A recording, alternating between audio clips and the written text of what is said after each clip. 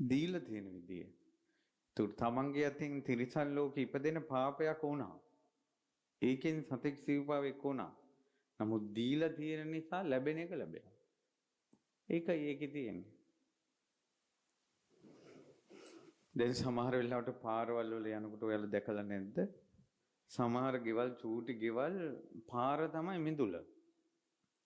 පාරෙන් තමයි දොර ගෙදෙට මිදුලක් නැහැ. මොකක්ද ඔකට හේතුව? දීලා තියෙන විදිහ. සංසාරේ දීලා තියෙන විදිහ. සමහර ඉඩම් තියෙනවා ඉඩම් වල ඉඩම් කණු නැහැ. ඔය සමහර කැලේ ආයේදී ගම්මාන මැද තියෙනවා ඒ ඉඩමේ කෙලවරක් නැහැ. අක්කර ගණන් ඉඩම් තියෙනවා. දීලා තියෙන විදිය.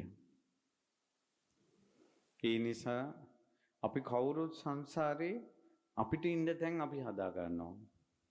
කුරුල්ලෝ පවා කූඩු හදා ගන්නවා. පුංචි සත්තු පවා ගුල් හදා ගන්නවා. කුඹලා පවා ගෙයක් හදා ගන්නවා. සංසාරේ තිරිසන් ආත්ම භාවයේ පටන්ම තම තමන්ට හදා ගැනීමලි තමයි කළේ. ඒ අතරේ සුළු පිරිසක් තමයි අනුන්ට හදලා දෙන්නේ. ඒ අතරිනොත් අග්‍ර දක්ෂිනීය වූ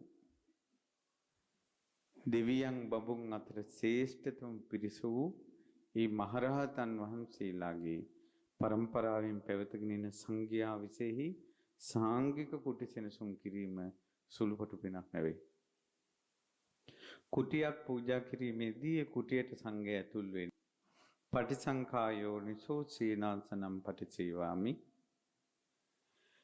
නෝනේ පිය පරිභෝග කරන්නේ. සීතස්ස පටිඝාතාය සීතලෙන් ආරක්ෂා වෙන්න. උන්නස්ස පටිඝාතාය උණුසුමින් ආරක්ෂා වෙන්න. ඩාන්ස මකස වාතාතප සිරින්සප සම්පස්සානම් පටිඝාතාය. මෙසි මඳුරු සතා සර්පයාගේ උවදුරු වලින් ආරක්ෂා වීම. උතුපරිස්සේ විනෝදනා ඉරුදු විපර්යාස වලින් ආරක්ෂා වෙන්න. පටිසල්ලානාරාමත්තං භාවනාවට උපකාරී වීම පිණිස. දෙන දේ ලැබෙනවා නම් ඕකනම් ලෝකේ ධර්මතාවය. අපි සංඝයාට දුන්නේ ආරක්ෂාව නම් නිවන් දකින ජීවිතේ දක්වා ඒ පුණ්‍ය විපාකෙද්දී ආරක්ෂාවම ලැබෙනවා. කවදාවත් සතෙක්ගෙන් සිව්පාවෙක්ගෙන් අනතුරක් වෙලා මරණය සිද්ධ වෙන්නේ නැහැ පින ඔහු තුලත් එක සිද්ධ තියෙනකොට. කුටිසෙනසුන් පූජාවක් කරපු කෙනෙක් ගබ්සා වෙන්නේ නැහැ.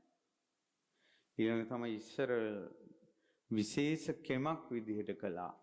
ඒ තමයි අමනුස්ස කරදර උවදුරු වලින් මිදෙන්න බැරි යක්ෂ ප්‍රේත භූත පිසාච අනවින කොඩි වින ආදී ඒ උවදුරු වලට නිතර ලක් වෙන කෙනෙක් ජීවිතේ කරගත යුතු ප්‍රධාන පිනක් කියනවා ඔය කුටිසෙනසුන් පූජාව.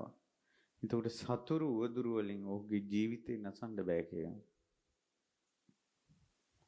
ඒ කුටිසෙනසුන් වල පූජාවේ මේ අනුස ඒකනේ කියන්නේ දියේ ගිල්ලා මැරෙන්නේ නැහැ කියනවා මේ කුටිසෙනසුන් පූජා කළාට පස්සේ. ලකු ආරක්ෂාව. කියන්නේ ජීවිතේ කවදා හරි පුළුවන්කමක් තියෙනවා නම් Taman බුද්ධ ශාසනය වෙනුවෙන් කුටියක් හදන්න ඕන. අපි ගෙදර ඉන්නකොට පුළුවන්කම තියෙනවා නම් මම මේ කියන්නේ. අපි ගෙදර ජීවත් වුණාට බුද්ධ ශාසනය වෙනුවෙන් අපි යමක් කළා. එහෙම නැත්නම් ඒ වගේ දෙයකට කොටස්කාරයෙක් වෙන්න ඕන. එහෙම නැත්නම් අත්උදව් දීලා තියෙන්න ඕන. මේ වගේ පින්කම් අනුමෝදන් වෙලා හරි තියෙන්න ඕන.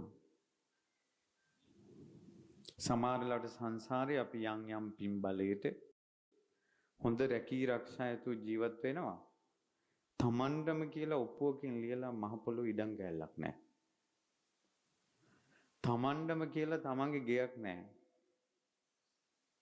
මට ළඟදීම පුතෙක් මුණ ගැහුණා. එයාලගේ තාත්තලත් කුලියට ඉඳලා තියෙන්නේ. එයාලත් කුලියට ඉඳලා තියෙන්නේ. ජීවිතේම කුලියට තමයි එන්නේ. තමන්ගේ කියලා තැනක්. හේතුව සංසාරේ දීපු නොදීපු බව. ඒ නිසා ධනය වියපෑදම් කරලා කළ යුතු කරන්න පුළුවන් උපරිම පණක් තියෙනවා. ඒ කුටි සෙනසුන් පූජාවයි. මේ උතුම් බෝධි මණ්ඩපය කියන්නේ භාග්‍යතුන් වහන්සේට කුටියක්. බෝධීන් වහන්සේට හදනවා කියලා කියන්නේ භාග්‍යතුන් වහන්සේට රහතන් වහන්සේලාට කුටියක් ඒක. මේ කුටියක් හදනවා කියන්නේ සාංගික කරපු කුටියක්. ඒ ඔකෝගම සෞපිනිස පින රැස් වෙනවා. ඒ නිසා රහතන් වහන්සේ උතුම් පුණ්‍ය ජීවිත ආපස්සට බලද්දී ඇතම් රහතන් වහන්සේලාගේ පින මෝරා ගිහිල්ලා තියෙන්නේ සිව්දිගින් වඩින සංඝයා විශේෂ සෙනසුන් පූජා කරපු පින. දුන්න දේ Tamanට ලැබෙනවා. අපිට ආරක්ෂාව කියන එක කොච්චර ඕනේද? අපිට බුතුම් බුද්ධ දුර්ලභ මනුෂ්‍ය ජීවිතේ ලැබිච්ච වෙලාවේ මව් කුසේ පිළිසිඳගත්ත මොහොතේ ඉඳලා ආරක්ෂාවේ අවදානම තියෙනවද නැද්ද? ආරක්ෂාවේ අවදානම තියෙනවා. ඒ කියන්නේ අනාරක්ෂිත බව. ඊළඟට ළමයි ඉස්කෝලේ යවලා එන යන පාරේ ඉඳලාම අවදානම තියෙනවද නැද්ද? ගහකින් කොල්ලකින් යටින් යනකොටත් අවදානම තියෙනවා. ඊට පස්සේ අපිට උතුම් බුද්ධ ශාසනය හම්බ වෙනවා. ඒතකොට බුද්ධ ශාසනයේ ශන සම්පත්තියේ තිසරණිය හිමිවීම අහිමිවීම පිළිබඳව අවදානමක් තියෙනවා. එතකොට අපිට මේ ශාසනය පිහිට ගන්න අපි ජීවිතේ ආරක්ෂා වෙන්න ඕන. උවදුරු කරදරෙද්දී අපි ආරක්ෂා වෙන්න ඕන. ඒ ආරක්ෂාව හරි උපකාරයි.